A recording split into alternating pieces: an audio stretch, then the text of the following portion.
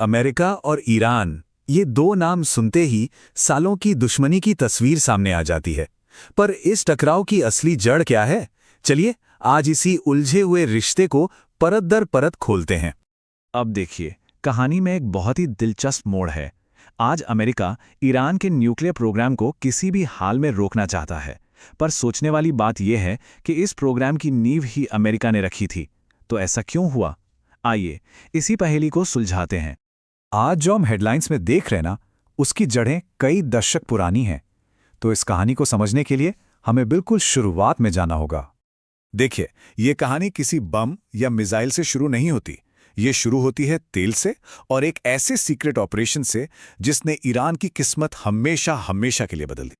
तो हुआ ये कि 1951 में ईरान के प्रधानमंत्री मुसद्देक ने एक बड़ा फैसला लिया। उन्होंने देश के तेल का राष्ट्रीयकरण कर दिया।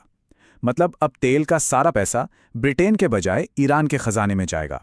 जाहिर है, ये बात अमेरिका और ब्रिटेन को पसंद नहीं आई। बस 2 साल बाद ही 1953 में CIA और MI6 ने मिलकर ऑपरेशन एजेक्स लॉन्च किया। मुसद्देक की चुनी हुई सरकार को गिरा दिया और शाह पहलवी को वापस ईरान की गद्दी पर बिठा दिया।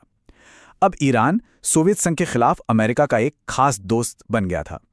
और सबसे हैरान करने वाली बात, 1957 में एटम्स फॉर पीस प्रोग्राम के नाम पर अमेरिका ने ही ईरान को उसकी पहली न्यूक्लियर टेक्नोलॉजी दी।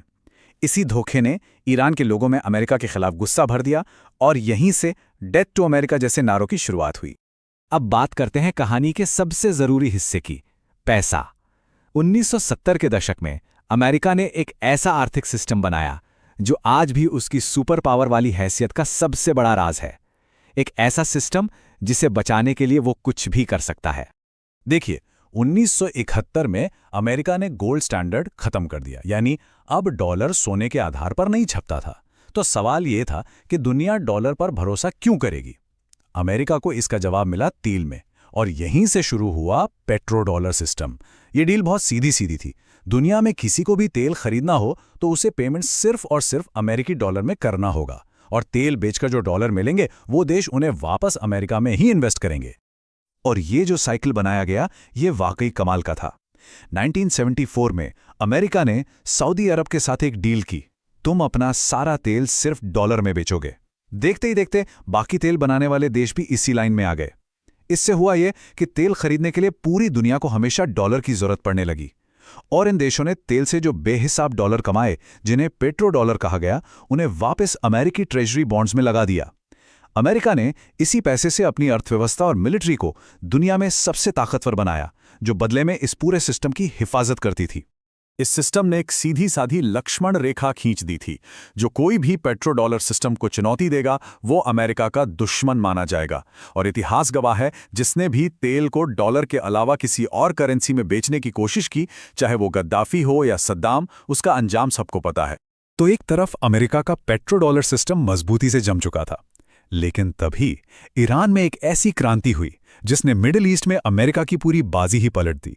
1979 की इस्लामी क्रांति ने ईरान को रातों रात बदल दिया। कल तक जो देश अमेरिका का सबसे बड़ा सहयोगी था, वो अब आयतुल्लाह खुमैनी के इस्लामिक रिपब्लिक में अमेरिका का सबसे बड़ा दुश्मन बन गया। अब ईरान सिर्फ अमेरिका के दोस्तों के लिए ही नहीं, बल्कि इसके पूरे पेट्रो डॉलर सिस्टम के लिए एक सीधा खतरा था, और उसने ऐलान कर दिया था कि वो अपनी इस क्रांति को पूरे मिडल ईस्ट में फैलाएगा।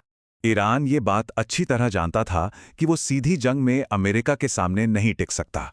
इसलिए उसने लड़ाई का एक बिल्कुल नया तरीका ईजाद किया। एक ऐसा तरीका जिससे वो एक सुपर पावर से लड़ भी सकता है और खुद को बचा भी सकता है। ईरान के इस स्ट्रेटेजी के 4 मुख्य स्तंभ हैं। पहला, फॉरवर्ड डिफेंस, मतलब लड़ाई अपने घर में नहीं, दुश्मन के दरवाजे पर लड़ो। इसके लिए वो लेबनान में हिजबुल्लाह और यमन में हुथियों जैसे प्रॉक्सी ग्रुप्स को पालता पोसता है। दूसरा, स्ट्रेट ऑफ हॉर्मुज पर कब्जा, जहां से दुनिया का सबसे ज्यादा तेल गुजरता है। तीसरा, न्यूक्लियर हथियार, जो एक तरह का इंश्योरेंस है, जैसा कि नॉर्थ कोरिया के मामले में देखा गया। और चौथा, सस्ते ड्रोन और मिसाइलों से अमेरिका और इजराइल जैसे महंगे एयर डिफेंस सिस्टम वाले दुश्मनों को आर्थिक रूप से थका देना। स्ट्रेट ऑफ हॉर्मुज को आप ग्लोबल इकोनॉमी की दुखती रग समझ सकते हैं। दुनिया की कुल तेल सप्लाई का 20% हिस्सा इसी संकरे रास्ते से होकर जाता है, और इसकी चाबी है ईरान के हाथ में। यानी ईरान जब चाहे दुनिया की अर्थव्यवस्था और पूरे पेट्रोडॉलर सिस्टम का गला दबा सकता है। ईरान की ये लड़ाई वाली स्ट्रैटेजी कितनी असरदार है, इसका अंदाज़ा इन कीमतों से लगाइए। ईरान का एक शहीद ड्रोन बनाने में लगभग $20,000 लगते हैं, वहीं उसे मार गिराने वाली एक अमेरिकी पेट्रियट मिसाइल की कीमत है $40 लाख। ये ज़मीन आसमान का फ़र्क दिखाता है कि ईरान अपने से कई गुना ताकतवर दुश्मन पर कितना ज़्यादा आर्थिक बोझ डाल सकता है। न्यूक्लियर प्रोग्राम को लेकर तो सालों से चूहे बिल्ली का खेल चल रहा है। 2015 में ओबामा ने डील की तो ईरान का यूरेनियम एनरिचमेंट 3.67% पर रुक गया। पर 2018 में ट्रंप डील से हट गए और ईरान ने फिर से रफ्तार पकड़ ली।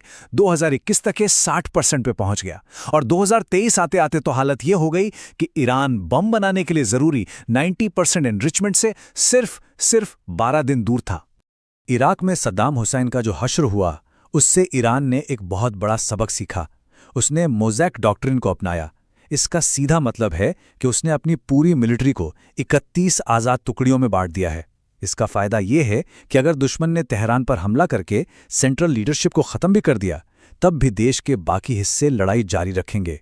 यानी एक सर्जिकल स्ट्राइक से ईरान को घुटनों पर लाना लगभग नामुमकिन है। तो आखिर में सवाल ये नहीं रह जाता कि ईरान सिर्फ एक न्यूक्लियर बम बना रहा है। असली लड़ाई तो उस ग्लोबल इकोनॉमिक सिस्टम पर अपनी पकड़ बनाए रखने की है, जिससे अमेरिका ने दशकों पहले बनाया था। तो सोचने वाली बात यह है कि क्या ये लड़ाई वाकई एक बम के लिए है या फिर डॉलर के भविष्य के लिए?